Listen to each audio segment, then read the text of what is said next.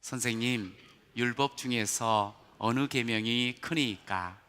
예수께서 이르시되 내 마음을 다하고 목숨을 다하고 뜻을 다하여 주 너희 하나님을 사랑하라 하셨으니 이것이 크고 첫째 되는 계명이요 둘째도 그와 같으니 내 이웃을 내 자신같이 사랑하라 하셨으니 이 두 계명이 온 율법과 선지자의 강령이니라. 아멘. 최근에 장안의 화제가 되었던 드라마가 있었어요. 그게 스카이 캐슬이죠. 혹시 보신 분이 있는지 모르겠네요. 하여간 여러 모양으로 이렇게 패러디도 되더라고요. 어머니 감당하실 수 있겠습니까? 어머니 감당하실 수 있겠냐고 물었습니다. 뭐 이러면서 그런 걸 질문을 딱 받게 되면 어떤 엄마가 자식의 미래를 생각하면서 감당할게요 그럴 수 있겠어요? 그냥 다 불안해가지고 그래서 막 끌려다니는 그런 모습들이 참 많이 보였던 것 같습니다. 지난주에 이렇게 종영을 했는데 종영을 하는 그 시간 정말 그 욕망덩어리 또 이기주의자들의 어떤 화신격이라고 했던 사람들이 모여가지고 완전히 회개 분위기 막 그러면서 내가 왜 그렇게 사교육에 목매였는지 몰라요. 그러면서 애들을 어떻게 그렇게 막 그냥 쪼였는지 몰라요. 제가 참 잘못됐네요. 막 그러면서 회개를 하면서 너무너무 은혜스럽게 소모임을 갖더라고요. 그래가지고 꼭 우리 순모임인 줄 알았어요. 저는 그 모습을 보면서 아멘 할 뻔했다니까. 어쩌면 저렇게 변할 수가 있을까? 여러분 좀 어떠셨어요? 어떤 분들은 그러더라고요. 아이고 그렇게 긴장감이 있고 막 뭔가 반전을 기대했는데 말이지 너무 뻔하게 해피엔딩으로 끝나가지고 너무 재미가 없다고 밋밋해졌다고 그러면서 이렇게 이게 여태까지는 좀 긴장감을 갖게 하더니 완전히 그 EBS 드라마 아니야? 또 공익 광고 같아 뭐 이러면서 이야기를 하시는 분이 있는데 저는 그 결말을 이렇게 보면서 참 마무리를 잘 했다 생각을 했습니다. 계속 이제 저도 좀 챙겨봤는데 보면서 그 참 상위권에 있는 사람들 견고하고 화려한 삶의 아주 굳건한 그 캐슬 속에서 살아가는 사람들, 그런데 자식들이 자기보다 좀 더 나아지기를 바라는 그런 마음으로 사교육과 그 입시의 현장 속에서 드러나는 그런 부모의 또 사람들의 욕망과 이기심이 그대로 보여졌습니다. 그런데 그 드라마를 보면서 이게 그냥 단순히 드라마면은 그냥 지나칠 수 있는데 사실 그 모습 속에서 현실이 보였습니다. 부정할 수 없는 현실이 보여서요. 너무나 섬뜩하기도 하고 또 무섭기도 했습니다. 어른들의 욕망과 이기심 때문에 신음하는 자녀들이 보였고요. 그 아픔 속에서 어찌 보면 시들어가고 죽어가는 그런 모습을 보았습니다. 저는 특별히 그 드라마를 보면서 가정을 보게 되었어요. 여러분 가정이 뭡니까? 가정이란 사랑하면서 사랑 나누면서 사랑을 배우면서 사랑으로 힘 얻으면서 그러면서 살아가야 될 가정 아니겠어요? 그래서 그곳에서 배운 그 사랑을 인생살이 살면서 드러내며 살아가는 그런 사랑의 어떤 모판이 되어야 되지 않겠어요? 그런데 마치 입시를 위한 기숙학원 같은 그런 가정이 보였습니다. 여러분의 가정은 안전하신지요? 여러분의 가정은 어떠신지요? 정말 자녀들이 가족들이 쉼을 누리고 평안을 누리고 그리고 보호를 받는 것, 보호를 느끼면서 그러면서 그 가정 안에서 꼭 가르치고 전수해야 될 그런 부분들을 함께 전하며 그러면서 자녀를 세워나가고 가정을 이끌어 가시는지요? 가정은 좋은 대학을 보내기 위한 스카이캐슬이 되면 안 됩니다. 가정은 정말 하나님께서 임재하시고 하나님께서 다스리시고 인도하시는 정말 하늘 가정, 헤븐, 스카이, 진짜 스카이 캐슬이 되어지기를 축복합니다. 하나님이 함께 하시는 것. 여러분, 그렇다면 그런 가정을 정말 하나님이 다스리시는 스카이 캐슬을, 그런 가정을 이루려고 하면 어떻게 해야 될까요? 오늘 답이 있습니다. 여러분, 오늘 설교 제목이 뭐지요? 다시 한번 시작. 다시 한번. 네, 답입니다. 따라서 사랑이 답입니다. 예수님 앞에 한 율법사가 나옵니다. 그리고 그가 묻습니다. 선생님, 율법 중에서 어느 계명이 큽니까? 자, 그럴 때 예수님이 이렇게 대답을 하셔요. 자, 37절부터 39절까지 다시 한번 읽어봐요. 시작. 예수께서 이르시되 내 마음을 다하고 목숨을 다하고 뜻을 다하여 주 너의 하나님을 사랑하라 하셨으니 이것이 크고 첫째 되는 계명이요, 둘째도 그와 같으니 내 이웃을 내 자신같이 사랑하라 하셨으니. 예, 마음 다하고 목숨 다하고 뜻 다해서 하나님을 사랑하라. 동시에 이웃도 네 자신같이 사랑하라. 사랑이 답이라는 거예요. 여러분, 그래야지 행복하다는 거예요. 성경에 보면 우리에게 계명을 하나님이 주셨어요. 그런데 우리에게 계명을 주신 이유는 얼마나 이 계명을 잘 외우고 사느냐가 중요한 게 아니라는 거예요. 그 계명을 생활 속에서 이루어 나갈 때 그때 진짜 행복해진다고 신명기 10장에 말씀을 하셔요. 이게 이런 식으로 우리가 생각해 볼 수 있어요. 한 사람이 왔어요. 예수님, 어떻게 사는 게 가장 행복합니까? 어떻게 사는 것이 이 땅에서 가장 잘 산다고 말할 수 있겠습니까? 예수님이 대답하시되, 그래, 사랑하며 사는 것이 가장 잘 사는 것이고 가장 행복한 삶의 지름길이야. 이 말씀을 지금 하신 거예요. 여러분, 첫째 되는 계명, 가장 우리가 먼저 생각하며 살아야 될 그 계명은 하나님을 사랑하는 것이라 말씀하셨어요. 그래요, 신앙의 출발점, 목적은 사랑입니다.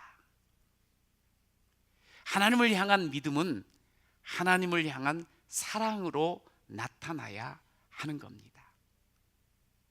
여러분, 우리가 너무나 잘 아는 말씀이에요. 이 땅을 살아가는데, 하나님 앞에서 믿음의 사람으로 살아가는데 가장 잘 사는 것은 사랑으로 사는 겁니다. 아버지 사랑합니다. 아버지 경배합니다. 아버지 채워주소서. 당신의 사랑으로. 아버지 채워주세요. 아버지 채워주소서. 당신의 사랑으로.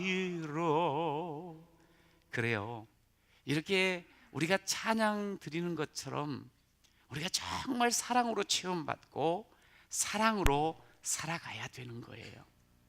여러분, 사랑으로 살고 계십니까? 하나님 정말 사랑하며 살고 계시는지요? 우리가 말로는 하나님을 사랑한다 하면서도 얼마나 형식적이고 얼마나 조건을 따지고 사랑하는지 모릅니다. 핑계도 참 많이 대면서 하나님 앞에 서는 모습들을 보게 돼요. 우리의 기분과 감정에 따라 하나님을 대하는 모습들이 너무나 많이 발견이 되었어요. 그러다 보니까 내 삶 속에 하나님께 영광이 드러나야 되는데, 하나님께 영광을 올려드려야 되는데 그렇지 못할 때가 참 많이 있습니다. 여러분, 하나님은 밀당 대상이 아닙니다.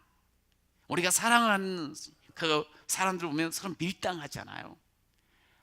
하나님 앞에는 밀당해서는 안 돼요. 하나님 앞에는 흥정하면 안 돼요.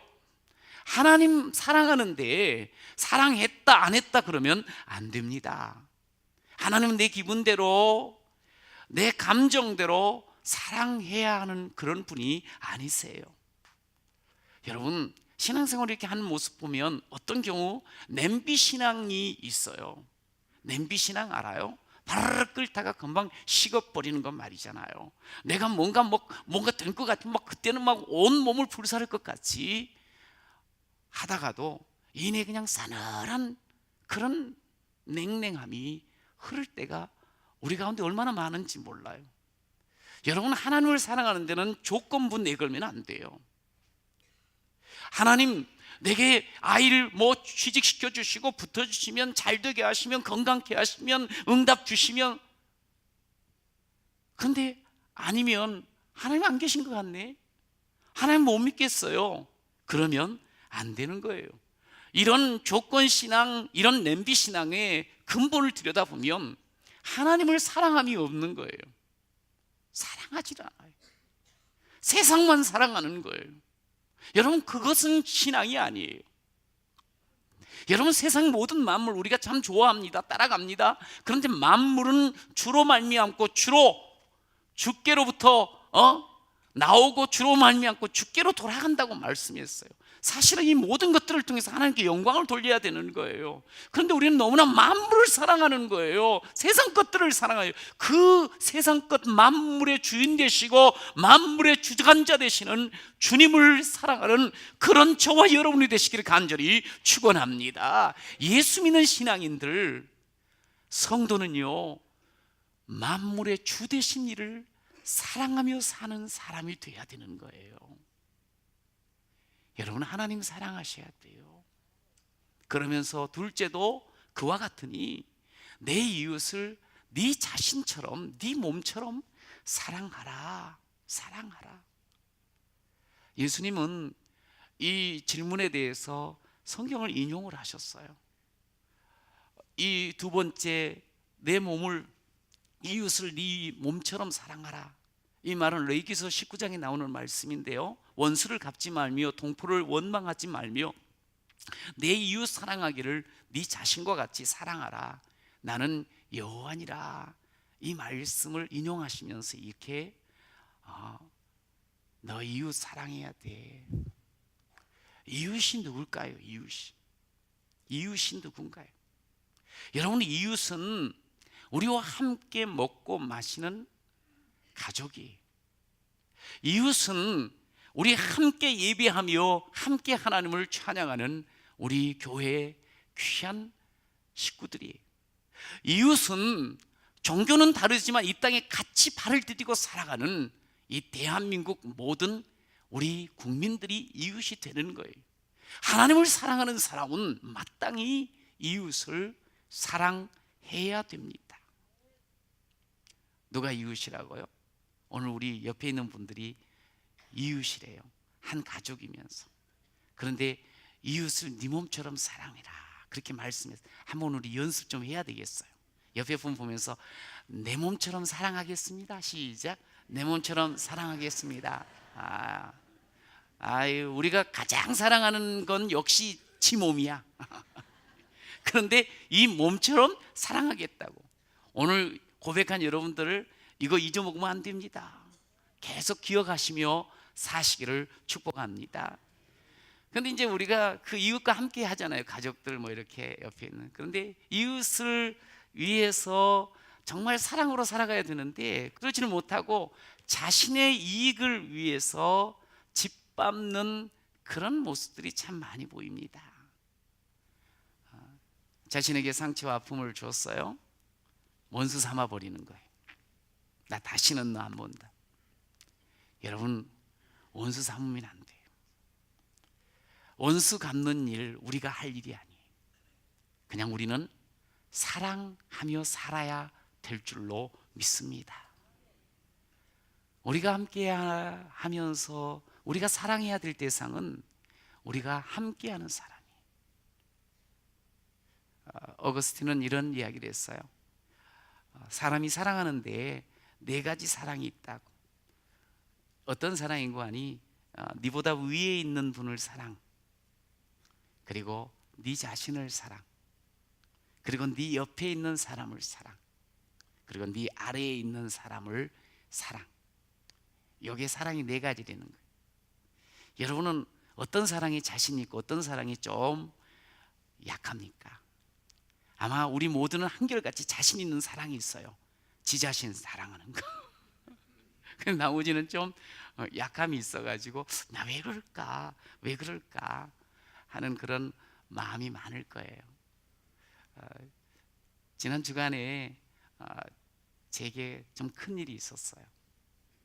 어떤 일인고 하니, 이제 부모님과 함께 이렇게 20년을 넘게 이렇게 같이 지냈는데 아버지가 좀 몸이 많이 안 좋으시고 또 여러 가지 면에 힘든 면이 있어가지고 요양원에 가셨어요. 그래서 참 마음이 너무너무 좀 뭐라 그럴까요, 허전도 하고 아리기도 하고 많이 그랬어요. 그래도 다행히 이렇게 찾아 둘째 날 가서 또 뵈니까 조금 마음이 많이 안정이 되셔가지고 잘 적응하고 계시더라고요. 그런데 집에 이렇게 있는데 너무 조용한 거예요. 사실 아버지께서 밤이 되면 잠을 못 주무시고 꼭 나오실 때 슬리퍼를 신고 한 바퀴씩 도셨거든요. 자주 그러셨어요. 터덕 터덕 터덕 터덕. 그러면은 아버지가 지금 운동하고 계시는구나. 그리고 또 우리 아버지가 예전엔 안 그러셨는데 최근 몇 년 동안 그냥 이렇게 뭘 드시거나 아니면 좀 있다 보면은 목에 뭐가 걸린 것 같다고, 그러면서 자꾸 그것을 꺼내려고 하시는데 안 꺼내지는 거야. 안 걸렸으니까. 근데 자꾸 그 소리를 크게 내셨었거든요. 그런데 그런 소리가 하나도 안 들리는 거예요. 혼자 방 안에 있는데 너무 허전하고 텅 비어버린 것 같은 그런 생각이 들었어요. 그러면서 아버지를 생각하게 됐어요. 마음이 참 많이 힘들었어요. 자식들을 위해서 평생 일하시면서 사셨던 아버지, 자식들을 굶길세라 이렇게 쌀 쌓아두고 연탄 쟁겨두어야 하지만 한숨을 돌리셨던 아버지, 항상 이렇게 걸을 때 보면 정말 빨리 걸으셨어요. 그리고 누구보다도 빨리빨리 잘 일을 하셨던 아버지, 그러셨던 아버지께서 어느덧 발걸음이 휘청거리기도 하시고 금세 하던 일도 잊어버리시고 심지어 자식까지 네가 누구냐 하고 묻기도 하시는 그런 아버지가 되셨어요. 그러면서 이렇게 가만히 생각을 하는데 아버지라는 노래 가사말이 이렇게 떠오르더라고요. 어릴 적 내가 보았던 아버지의 뒷모습은 세상에서 가장 커다란 산이었습니다. 지금 제 앞에 계신 아버지의 모습은 어느새 야트막한 둔덕이 되었습니다. 부디 사랑한다는 말을 과거형으로 하지 마십시오. 부디 사랑한다는 말을 과거형으로 하지 마십시오. 그러면서 노래를 하지요. 한 걸음도 다가설 수 없었던 내 마음을 알아주기를. 얼마나 바라고 바래왔는지 눈물이 말해줍니다.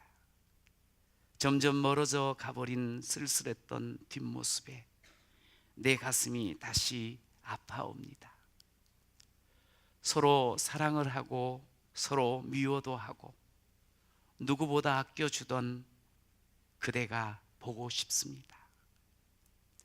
가까이 있어도 다가서지 못했던 내가 미워했습니다. 쭉 노래를 하다가 가슴속 깊은 곳에 담아두기만 했던, 그래 내가 사랑했습니다 했습니다. 긴 시간이 지나도 말하지 못했었던, 그래 내가 사랑했습니다.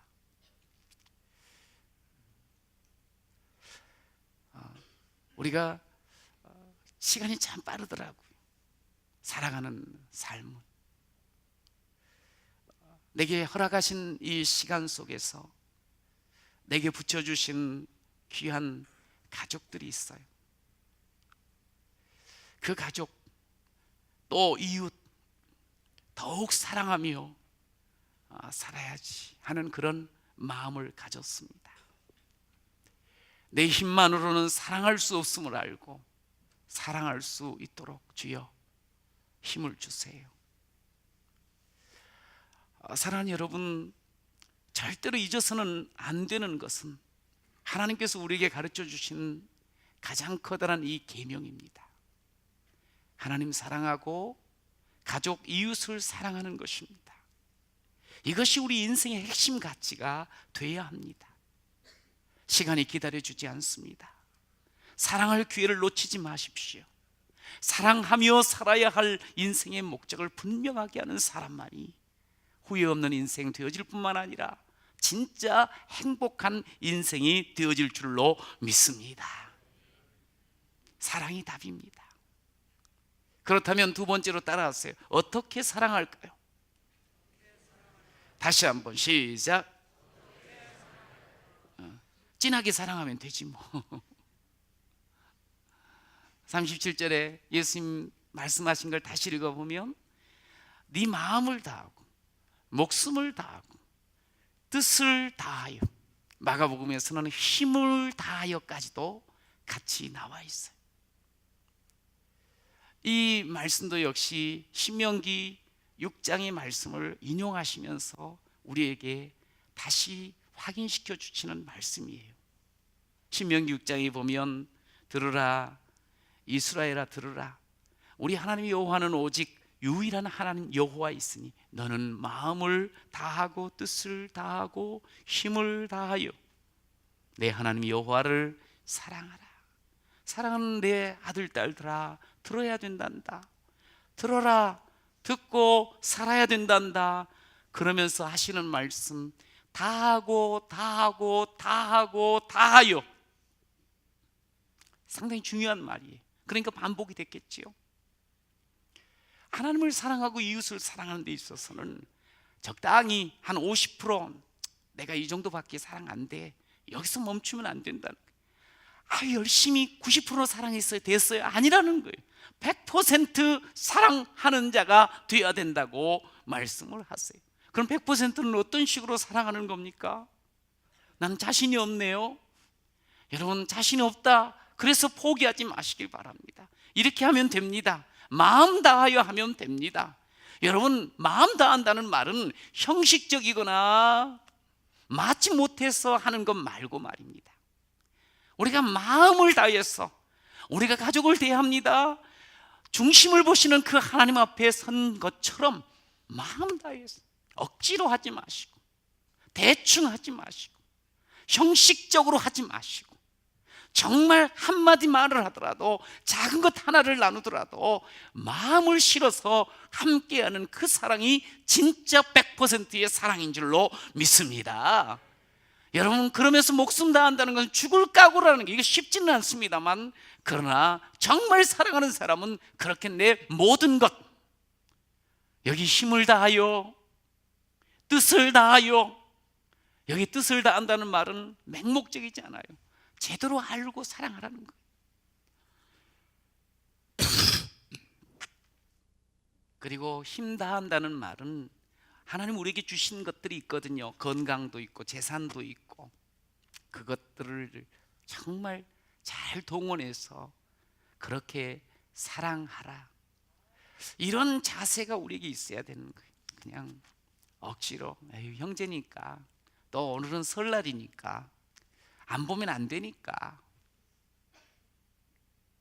그게 아니고 내 가족, 내 피부치, 하나님 앞에서의 내 사랑하는 하나님 우리 마음 안에 뜻, 그 마음 다하여서 하나님 앞에 서는 것.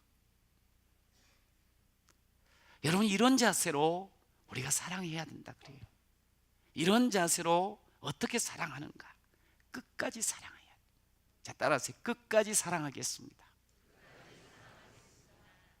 이게 끝까지가 안 되는 사람들이 참 많아. 왜 안 되죠? 저가 속썩이니까, 저가 나를 배반했으니까, 제가 나한테 아픔을 줬으니까, 제가 나한테 손해를 끼쳤으니까, 제가 저렇게 실수투성이니까, 제대로 지금 살아가는 모습이 안 보이니까. 여러분, 예수님이 우리에게 보여주신 게 있어요. 정말 실수투성이, 배반했어요. 든든치가 않아요. 사랑스럽지가 않아요. 말을 듣지를 않아요. 그래도 자기 사람들을 사랑하시되 끝까지 사랑하셨다. 이걸 우리에게 보여주세요. 여러분, 우리가 가까운 가족들, 이웃들을 이렇게 보면요, 사랑스럽지 않을 때가 많습니다. 손에 끼치고 말 안 듣고 지멋대로 하고 실수하고 정말 문제 많이 계속적으로 저지르고, 그래서 난 사랑 못하겠습니다. 아니요. 오늘 주님께서 하나님을 사랑하고 내 이웃을 네 자신처럼 사랑하라, 이 사랑하라, 사랑하라는 말은 미래 시제로 썼어요. 미래 시제는 뭐냐면 끊어지지 말고 끝까지 영원토록 사랑하라는 그런 메시지가 그 속에 담겨 있어요. 정말 끝까지 사랑하라는, 끝까지. 한 번 사랑하는 관계에 있었으면, 한 번 이웃 됐으면, 한 번 가족 됐으면, 한 번 하나님 앞에 믿음의 고백하는 아들 됐으면, 딸 됐으면 끝까지, 끝까지, 끝까지. 여러분, 유대인들은 이렇게도 설명을 하더라고요. 뭐냐면 유대인들의 토라의 중심적인 계명이 613가지 계명이에요. 613. 그 중에 하라, 긍정적인 명령이 248개. 그리고 하지 마라, 살인하지 마라, 미워하지 마라, 뭐 이런 식으로 그게 365개예요. 그걸 이렇게도 설명을 해요. 뭐라 그러는가 하니 365일 동안, 365일이 1년이잖아요. 그러니까 1년 내내 하지 말라는 계명을 기억하고, 그리고 248은 뭐냐? 248은 보통 인간의 뼈 마디가 248개. 매일 하나님의 명령하신 그 율법을 온 몸으로 실천하라. 그래서 248, 365, 613개의 율법을 우리에게 주었다고 그렇게도 설명을 해요. 전심으로 매일처럼 사랑하라는 거예요, 하나님 이웃. 그래서 참 이 말이 상당히 귀에 들어와요. 그렇지, 우리가 한번 그렇게 살아봐야지. 여러분, 이웃 사랑요, 이 사랑하라, 이 사랑이라는 단어가 상당히 추상적인 것 같습니다만, 율법을 보는 사람들은, 말씀을 대하는 사람은 그렇게 하지 않아요. 아주 구체적으로 이렇게 이야기합니다. 우리가 살다 보면 하기 싫은 게 있어. 그거 남한테는 강요하면 안 된다는 거예요. 내가 정말 사랑받고 싶잖아요. 그런 마음을 가지고 상대를 대하라는 거예요. 그게 사랑하는 것이라 말씀을 하시는 거예요. 여러분, 저와 여러분이 삶을 이렇게 살다 보면 아유, 이건 이제 끝내야 되겠다, 아유, 이제는 눈길도 죽기 싫네, 그런 사람 혹 있어요. 그런데 그분들이 대체적으로 가족이, 가까운 사람이.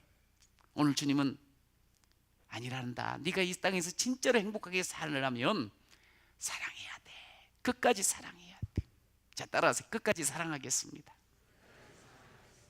끝까지 사랑하겠습니다. 그러면서 어떠한 상황이라도 사랑하겠습니다, 이 말을 우리가 자꾸 다짐해야 돼. 그리고 해야 돼. 여러분, 우리 하나님께서는요, 우리의 상황을 이렇게 보시면 어이 저거 지금 상당히 잘하고 어이 사랑 저거 형편없네, 지금 저기가 있으면 되겠어, 안 돼, 이런 게 아니에요. 시편 139편에 보면 이렇게 말씀하세요. 내가 하늘에 올라갈지라도 거기 계시며 수월에 내 자리를 펼지라도 거기 계신 우리 주님은 우리가 어떤 상황 가운데 있어도 거기에 시선을 두시고, 아니 거기에 함께 하시고 거기에 사랑의 손길을 허락하신다고 말씀을 하셔요. 내가 새벽 날개를 치며 바다 끝에 가서 거주할지라도 거기서도 주의 손이 나를 인도하시며 주의 오른손이 나를 붙드시리이다. 할렐루야. 주님은 그렇게 우리를 그렇게 어떤 상황 속에서도 결코 떠나거나 포기하지 아니하시고 우리를 찾아오시고 사랑하신다고 확인을 해 주셨어요. 여러분, 우리의 이 시선이요, 이 하나님의 사랑이 자꾸 둬야 돼요. 하나님의 사랑의 시선을 두다 보면 그렇게 가게 되고 그렇게 살게 되어 있거든요. 여러분, 우리가 살다 보면 만나고 싶지 않은 사람, 큰 일을 저질러 가지고 그냥 아이고 치가 떨리는 사람이 있을 수 있어요. 그런 상황을 만드는 사람이 있을 수 있어요. 그래도 우리 가족이, 그래도 하나님께서 우리에게 말해요. 사랑해야 될 사람이라고.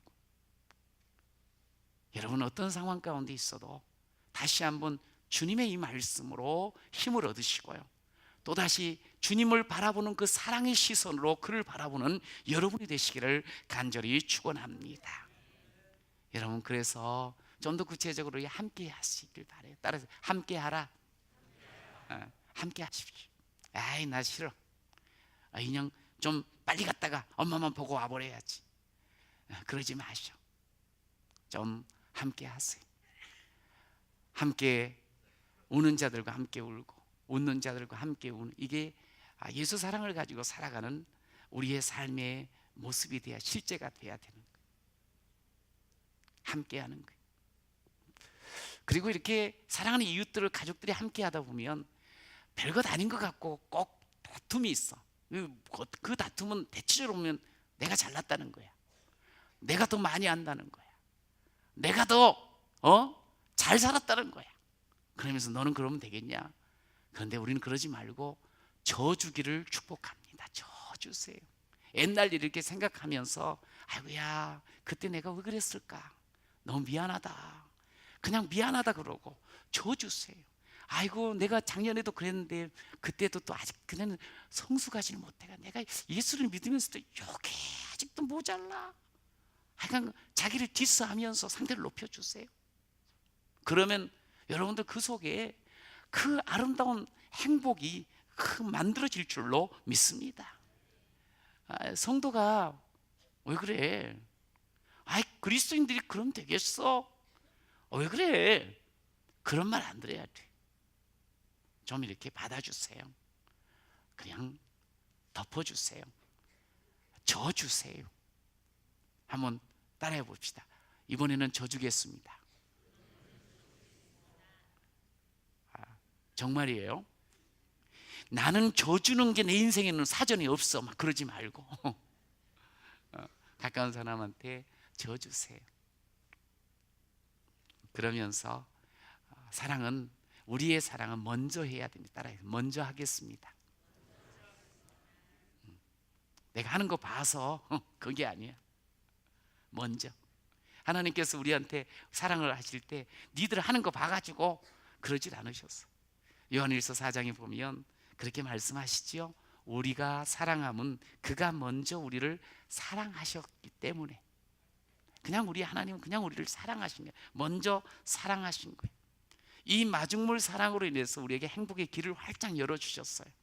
여러분, 예수 믿고 예수 사랑을 이렇게 드러내는 것은 그렇게 거창하지 않아요.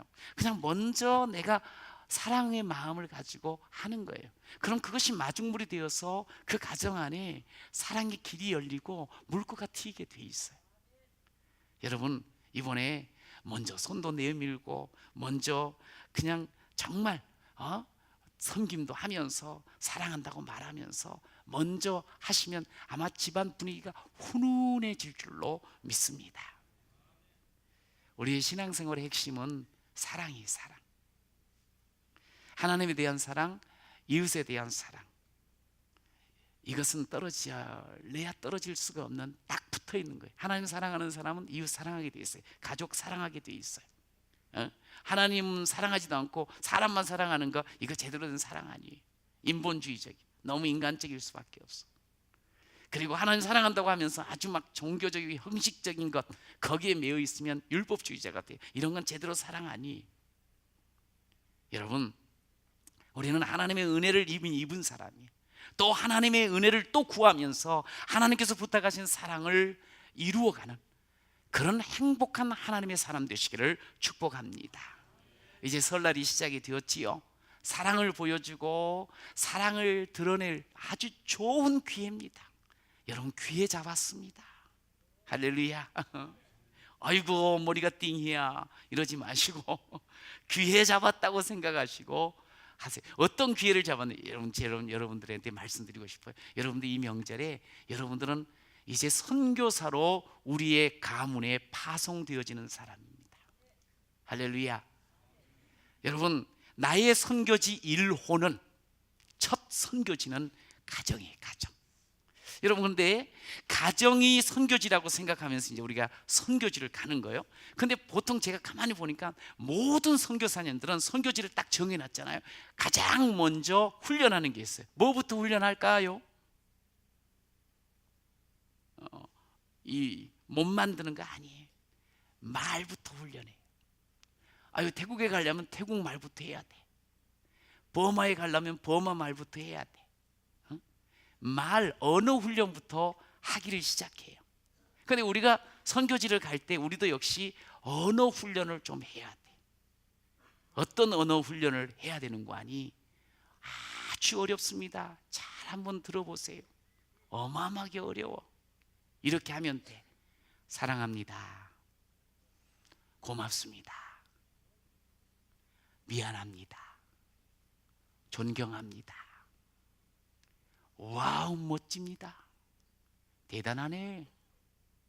이런 생전 듣도 보도 못했던 말인가요? 야, 이렇게 어려운 말 아니지요. 이게 지금 국어입니다. 국어, 우리나라 말이에요.